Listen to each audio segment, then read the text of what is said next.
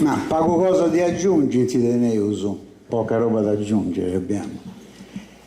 Intanto grazie all'associazione Nino Carus che ci consente di stare un paio d'ore assieme a parlare di cose serie.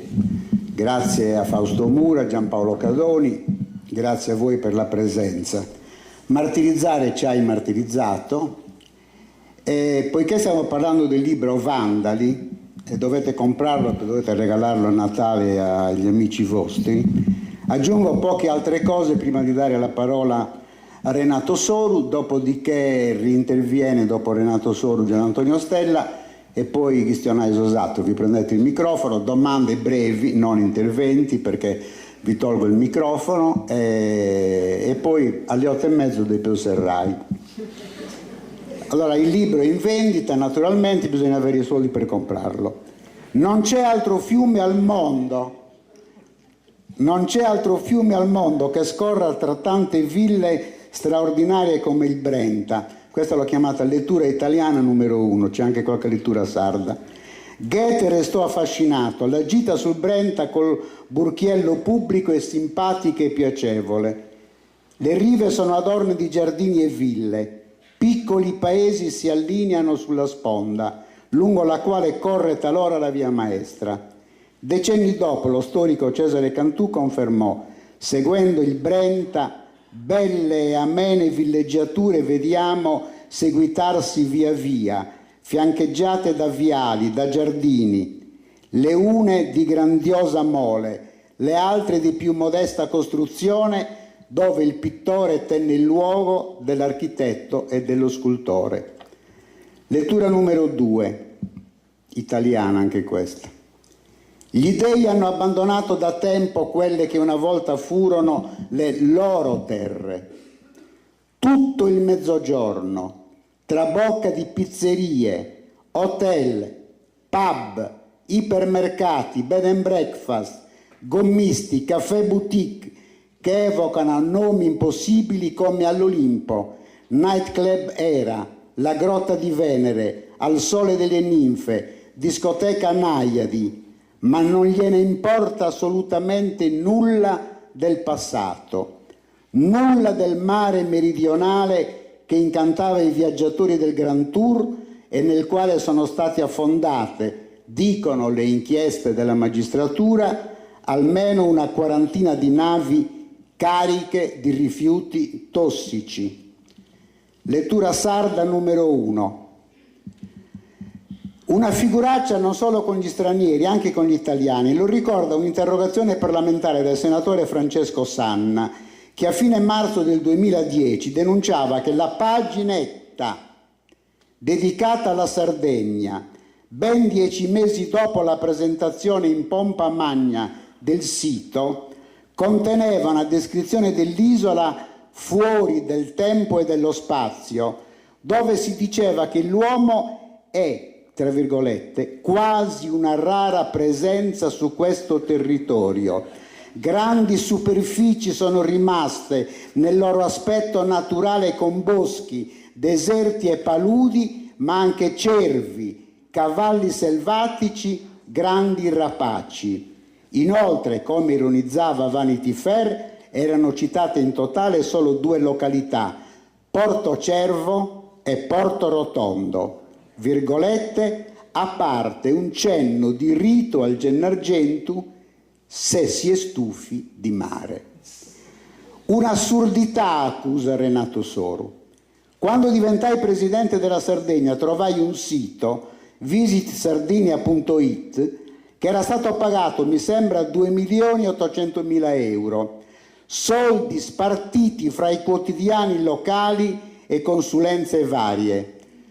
Oltre ai quotidiani locali c'erano quelli del gruppo della Pitonessa, della signora Santanchè. Ma non funzionava. Lo sistemammo comprando i diritti delle guide, trasformandolo così in una grande guida della Sardegna. La spesa, siamo nell'ordine di poche centinaia di migliaia di euro. Certo, non dei milioni che si spendono per questi fantomatici portali.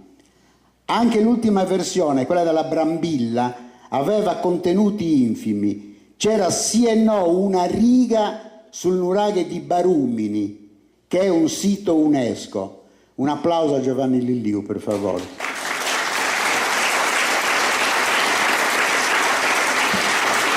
Infatti protestammo e loro fecero minimi cambiamenti. La maggior parte dei siti turistici della pubblica amministrazione sono semplici dépliant. Ultima lettura sarda. È meno cervellotico imporre al Teatro Lirico di Cagliari, come ha fatto il sindaco berlusconiano Emilio Floris, di mettere in scena le opere in cartellone usando coristi nel ruolo dei solisti, spingendo ovviamente alle dimissioni il direttore artistico Massimo Biscardi, o costringere Giorgio Napolitano a intervenire per ricordare che dentro l'elenco dei 232 enti culturali additati dal governo berlusconiano al pubblico sberleffo occorreva distinguere i carrozzoni dagli organismi veri? Trovate questo e tanto altro nel libro e vorrei, per non parlare soltanto degli altri, visto che Gian Antonio ha ricordato l'ossario di Asiago, io sono testimone di questa storia a proposito di vandali, l'assalto alle bellezze d'Italia. Non vi parlo né del Colosseo né di Selinunte né dei palazzi ducali italiani. Io, come sapete, sono di Perdas de Vogo e all'età di 16 anni ho visto con i miei occhi il parroco del mio paese distruggere a colpi di piccone un tabernacolo in trachite rosa all'interno di una chiesa a 3 navate del 600, costruita senza architetti e senza ingegneri, soltanto da maestranze locali. Era una chiesa dove c'era la balaustra fatta col castagno portato con il carro a buoi da Tonare da Arezzo a Perdas de Vogo. C'era un battistero simile al battistero di Firenze, fatto in noce, buttati al fuoco con la benedizione del parroco. La parola a Renato Soro.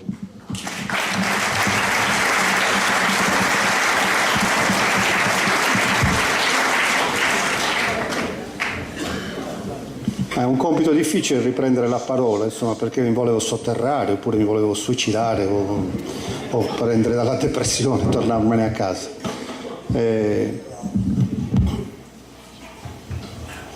Però invece io non mi voglio lasciar prendere dalla depressione.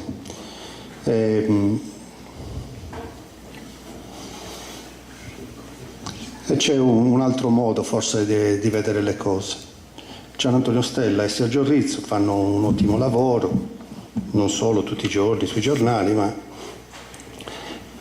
hanno preso anche questa responsabilità negli ultimi anni, partendo dal libro La Casta e denunciando. Solo che queste denunce rischiano a tratti di confonderci, di farci apparire come l'unica realtà possibile, l'unica realtà esistente. E invece esistono anche altre realtà. Quella dei vandali, esiste la realtà dei vandali, ma esiste anche la realtà del sindaco di Pollica, esiste anche la realtà di tanti amministratori e di tanti cittadini che difendono le bellezze e il creato.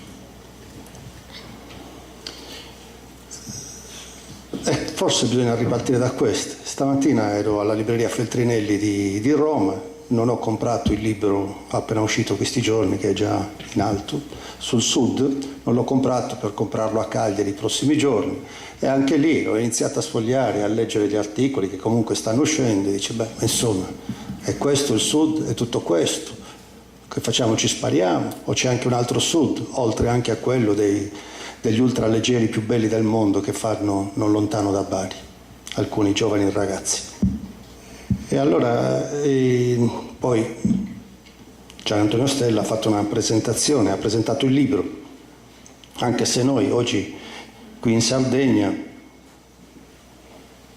siamo interessati a parlare di vandali, della distruzione del patrimonio, anche di quello sardo in parte, ma siamo anche interessati a parlare di tutela invece del paesaggio e del patrimonio e della possibilità che questa tutela venga smantellata.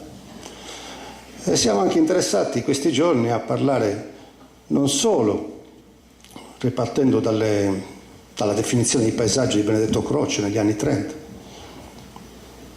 in cui diceva che alla fine è necessario mettere in sicurezza la memoria, la storia, l'identità di un popolo che è raccontata dal paesaggio. Qui in Sardegna in questi giorni siamo portati a richiamare anche la necessità di mettere in sicurezza le persone, gli esseri umani, le famiglie, che le regole sbagliate, il comportamento sbagliato dei singoli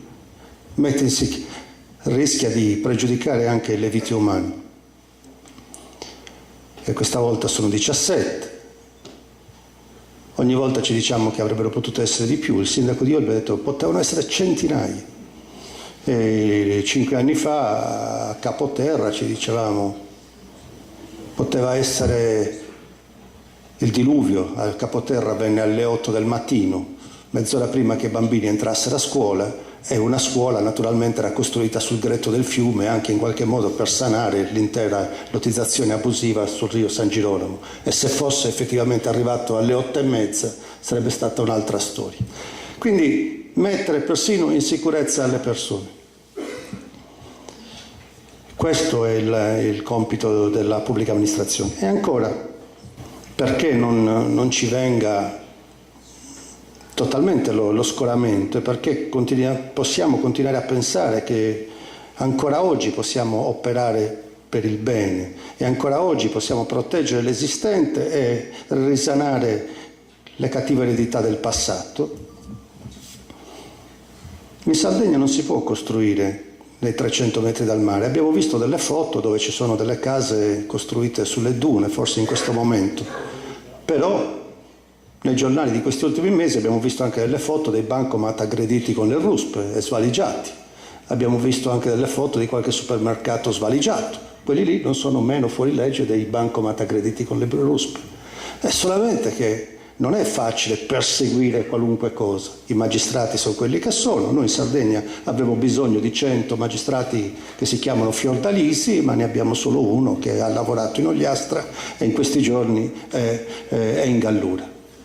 Tutto quello che abbiamo visto è molto frutto di una politica disattenta, di una politica che cerca il consenso, di una politica che non sa mai dire no, di una politica che senza saper dire no alla fine mette a rischio anche la vita della gente, di una politica che se non ha niente da spendere spende quella moneta fasulla che è il metro cubo e in questo modo si compra il consenso.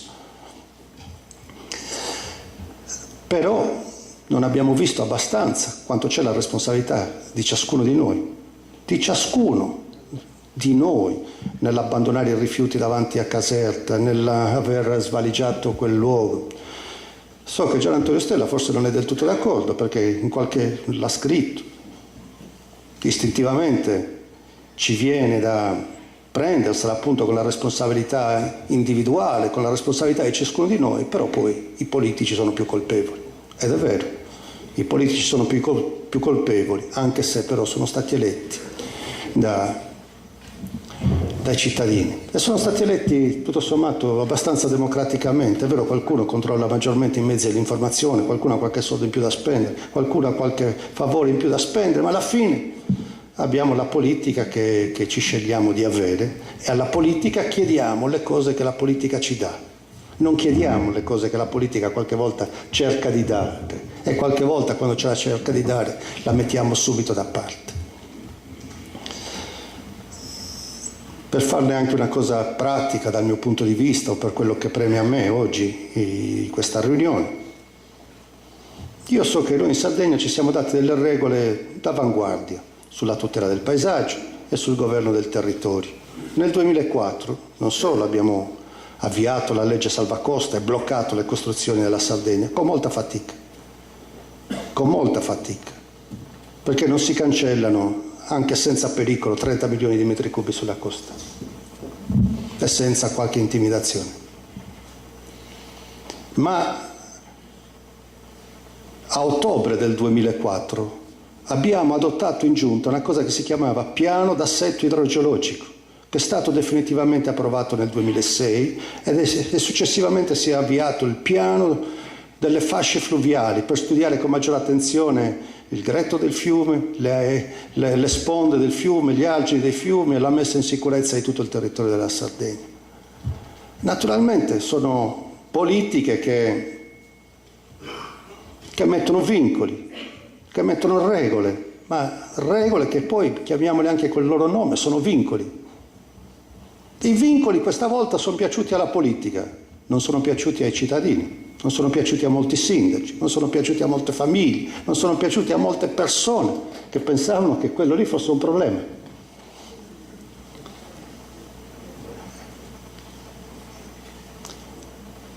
Nonostante tutto, però, quelle regole ci sono. E se oggi il sindaco di Olbia e gli amministratori di Olbia, che si stracciano le vesti per il passato e dicono di non avere colpa perché comunque hanno 8 quartieri abusivi con cui confrontarsi,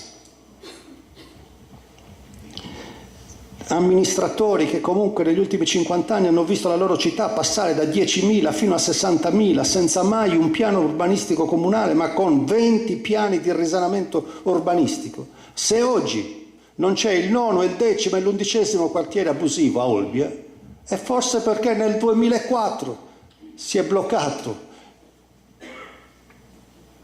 la possibilità di proseguire in quel modo. E si è bloccato con le urla che sono ancora lì scritte, sono a disposizione di tutti quelli che se le vogliono andare a cercare nei giornali dell'epoca. Quindi in Sardegna sono state messe delle regole che hanno riguardato la messa in sicurezza delle persone innanzitutto, che hanno riguardato la messa in sicurezza del territorio e la possibilità quantomeno di non perpetrare alcune modalità. Per cui oggi possiamo vedere molte altre foto come quelle che abbiamo potuto vedere, ma possiamo vedere anche Punta Molentis a Villa Simius, possiamo anche vedere Porto Sarugia a Villa Simius, possiamo anche vedere la valle di Milena Agus, possiamo ancora vedere un'infinità di tratti di costa vuoti, e sono vuoti perché alla fine quelli siamo riusciti a salvarli. E oggi siamo davanti a una strada. Li vogliamo continuare a tenere così o vogliamo che siano oggetto di altre fotografie fra 5 e 10 anni? Oggi la Sardegna è davanti a questa strada. Quei posti gli interessa tenerli vuoti o la Sardegna pensa che ci possa essere maggior lavoro riempendoli e magari una maggior contribuzione del PIL, del turismo al PIL totale della Sardegna? Io penso di no, io penso che sia meglio tenerli così come sono.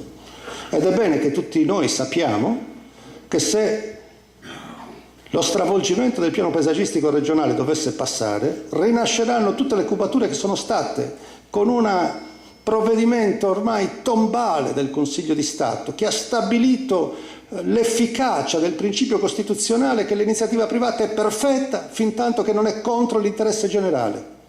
E per cui si sono potute cancellare lottizzazioni già approvate, lottizzazioni già convenzionate. A Porto Giunco, a Villa Simius, sono stati restituiti gli oneri della Bucalossi già pagati per salvaguardare uno dei posti più belli del sud della Sardegna.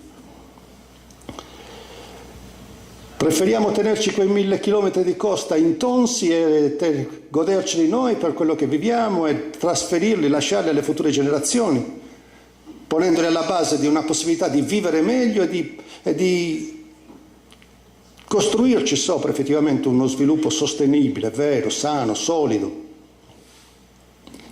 Io credo che quei 15 milioni di metri cubi non debbano essere riautorizzati. La Sardegna ha pensato che i retini sulle coste delle zonizzazioni, delle cosiddette zone F, debbano essere cancellati e che il paesaggio è una cosa diversa rispetto a un retino. Oggi si sta cercando di tornare a rimettere queste vecchie zone F per altri 5 milioni di metri cubi sulle coste della Sardegna. Significa ancora una volta creare i presupposti per quelle fotografie lì. Questo convegno è stato pensato per parlare di golf a Bosa È ovvio che si chiama golf, ma si legge seconde case. In Sardegna è stata approvata una legge contro cui qualcuno ha combattuto, in tanti per dire la verità. Il centro-sinistra ha combattuto, alla fine, tutti insieme, in Consiglio regionale. Il Ministero dei Beni Culturali ha fatto ricorso alla Corte Costituzionale, per cui per ora è bloccata e sicuramente verrà cancellata. L'ennesima legge che fa finta di voler costruire campi da golf in Sardegna, ma in realtà vuole continuare a buttare dentro la Sardegna altri 3 milioni di metri cubi di seconde case, in una delle regioni più edificate d'Italia. Ci sono 75 metri quadri di casa per ogni abitante da noi, a parte gli uffici pubblici, a parte tutto il resto. Per ciascuno di noi ci sono 75 metri quadri. È evidente che è già un'esagerazione, no? È evidente che queste 300.000 case vuote sulle coste, che si accendono poche settimane all'anno, non ci hanno fatto ricchi fino adesso e non ci faranno ricchi mai. E altri 20 milioni di metri cubi di quelle case lì potranno arricchire qualcuno, ma non ci porteranno da nessuna parte. Se mai si potessero fare, visto che ormai le banche certamente non presteranno più i soldi perché sono in gran parte invendute. A Olbia ce ne sono più di 10.000 di case invendute. Le banche non presteranno più i soldi, la gente non se le comprerà più, sono tassate come seconde case. In Spagna le stanno buttando giù. Dove non le buttano giù? In Spagna hanno fatto cartelli dove te ne danno 3 al prezzo con cui te ne davano una. Le vendono 3 per 1. Questo è quello che è arrivato. Quindi esistono tante altre foto che potremmo fare della Sardegna e le possiamo fare perché anche noi siamo stati capaci di esprimere una buona politica. Noi, tutti insieme. Abbiamo anche noi le nostre ville che nascono, le ville cisterna, che nascono sottoterra, magari in un campo, in campagna. E quante volte siamo coinvolti anche noi nel costruire una seconda casa in campagna, una seconda casa che poi alla fine sembra una casa agricola, che anzi sembra una casa agricola che sembra indispensabile per la conduzione del fondo, e siccome il fondo piccolo troviamo sempre un agronomo veloce che dice che abbiamo una piantagione di prezzemolo, di aglio, quindi piantagioni intensive in maniera che bastino pochi metri quadri per autorizzare una.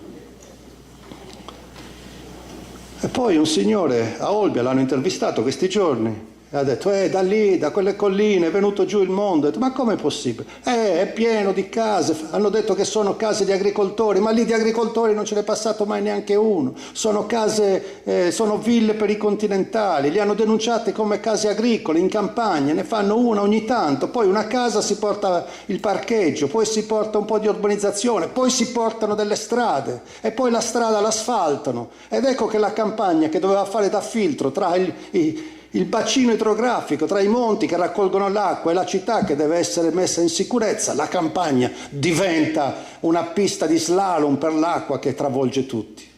E mentre travolge tutti cancella la possibilità di sfamarci in futuro con la campagna. E mentre travolge tutti cancella la possibilità per chi vuol fare agricoltura di comprarsi il ettaro a fianco, magari per accrescere la sua azienda. Sarà impossibile, non lo potrà mai comprare perché quell'ettaro vale per i metri cubi che ci puoi costruire sopra, non per il grano che ci puoi tirar fuori. E l'agricoltura è in competizione con la cubatura ed esce sempre sconfitta, come qualunque agricoltore sa. Il piano paesaggistico che vi stanno proponendo, e mentre in Sardegna, lo sappiamo, è tutto bloccato in questo momento, no? Io sono atterrato a Olbia, è tutto bloccato, non si pagano le bollette, non si pagano i mutui, tutti hanno avuto un momento di pietà. L'unica cosa che sta andando avanti prepotentemente è la possibilità di accelerare i tempi per approvare prima di febbraio in qualche modo il piano paesaggistico nuovo, o fare finta che questa cosa accada. Quel procedimento sì sta andando avanti. Se dovesse andare in porto, e non andrà mai, ogni ettaro agricolo della Sardegna diventa fabbricabile. In ogni ettaro, basterà un ettaro per costruirci una bella villa sopra. E non bisognerà nemmeno più far finta di dover fare una piantagione di prezzemolo, bisogna semplicemente dire che lo si vuol fare. E immaginate che cosa sarà la campagna? Una casa, l'altra casa, l'altra casa, l'altra casa ancora, alla quinta casa un pezzo di agro, un quarto dell'agro di un paese è finito, perché sarà un reticolo di asfalto, perché quel paesaggio sarà finito. E sarà finita anche la possibilità, come dicevo prima, di sviluppare agricoltura, di fare il consolidamento, la ricomposizione fondiaria, di agevolare i giovani a tornare in campagna, che comunque serve per sfamare il pianeta che ce lo dimentichiamo, mentre in Sardegna sembra che tendiamo a diminuire. Tra qualche decennio saremo in 10 miliardi sulla Terra, quando eravamo poco più di 1 all'inizio del Novecento. E la Terra serve per procurarci il cibo, e servirà a noi e servirà agli altri. Quindi, per tacere, non tutto è perduto, molto è stato messo in sicurezza e abbiamo un sacco di belle foto da presentare, abbiamo anche un sacco di cose da sistemare e le possiamo sistemare. Ma abbiamo uno strumento che ci permette di non aggravare la situazione, anzi di essere persino orgogliosi di quello che abbiamo. Abbiamo persino gli strumenti per mettere in sicurezza i fiumi e perché non accada più che 8 quartieri abusivi sul gretto del fiume possano partire a Olbia, oppure possano partire delle decisioni non sbagliate, sbagliatissime sul Rio Mogoro a Terralba, o delle decisioni criminali sul Rio San Girolamo a Capoterra, o semplice sciatteria a Villagrande Strisaili, dove hanno intubato i tubi che chiunque capiva che non si poteva fare in quel modo. Abbiamo gli strumenti, io credo che sia il caso di difenderli. Un'ultima cosa sul turismo e certi numeri. Mi pare 22 miliardi, 18 miliardi spesi al nord, 4 miliardi spesi al sud. E siccome ogni giorno cerco una parola buona per continuare a vivere, no? Per continuare a non mortificarmi, a pensare che ce la possiamo fare, che non siamo totalmente... penso che anche il contesto sia diverso. E per esempio avere un albergo da 100 camere a San Giovanni di Sinis, che pure è un posto bellissimo, o averlo a Firenze sia una cosa diversa. Che l'albergo a San Giovanni di Sinis in ogni caso fatturerà sempre di meno, perché comunque la nostra stagione, con molte difficoltà, si può allungare oltre i mesi estivi e così via. Un albergo a Firenze o nelle città d'arte, Venezia, eccetera, sarà sempre pieno.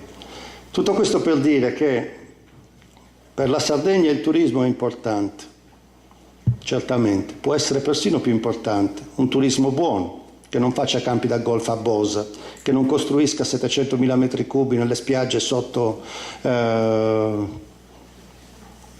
Monteleone e Roccadoria, alla fine, Villanova Monteleone, alla fine della strada di cui parliamo tra Bosa e Alghero, ma che decida di preservare il paese, di spostarsi qualche chilometro all'interno, ma di vedere protagonisti i paesi e gli abitanti dei paesi, e non costruire nuove città fantasma ai piedi dei paesi, addirittura in prima fila, si mettono in prima fila e cacciano gli altri. Un turismo è possibile, un turismo buono, un turismo magari non di grandi numeri, ma di numeri migliori, di numeri buoni, di numeri che abbiano delle ricadute migliori sulla intera società sarda. Ma se vogliamo dare un lavoro a tutti quelli che non ce l'hanno e che lo cercano, ormai a quel 50% di disoccupazione che aleggia tra i giovani della Sardegna, il dato della disoccupazione di oggi ci ricorda che anche in Italia il dato di disoccupazione peggiore dal 1977, quindi 40 anni. In Sardegna ormai siamo al 50% tra i giovani. Il turismo potrà contribuire, ma non risolverà quel problema. Potrà contribuire, ma quel problema è un problema più vasto. E quel problema non solo è più vasto, è vastissimo, ma è anche difficilissimo da risolvere in fretta, facilmente, ora. Perché laddove c'è molta disoccupazione, il guaio è che c'è anche molta non occupabilità, Cioè ci mancano ormai la capacità di essere occupati, ci manca il sapere, le competenze, il know-how, le capacità, la cultura per i lavori di oggi. E allora occorrerà partire dalla scuola, partire dalla possibilità di riempire i giovani di competenze, di saperi, di lingue, di tecnologie, della capacità di usare gli strumenti, che ci piacciono o no, sono alla base di qualunque lavoro di oggi. Ed è un percorso lungo, non sarà un percorso facile, sarà un percorso lungo, di sacrifici, di dedizione, di visione di lungo periodo. E bisognerà vedere se la politica che ciascuno di noi chiederà, bisognerà vedere se chiederemo di continuarci a concentrare sull'oggi, sul momento e su qualche favorino che risolve qualche problema personale sul momento, o se tutti insieme avremo la voglia di prendere una strada, muovere i primi passi e affrontare un cammino che sarà lungo e non sarà semplice, perché non sarà semplice dare un lavoro al 50% dei giovani e non sarà semplice col tipo di formazione con cui li abbiamo fatti arrivare fino ad oggi, e non sarà semplice col tipo di contesto che gli stiamo lasciando, e non sarà semplice se continueremo a guardare all'oggi o al massimo alla prossima settimana e non avremo il coraggio di affrontare una strada lunga e faticosa, ma che è l'unica possibile per mio conto.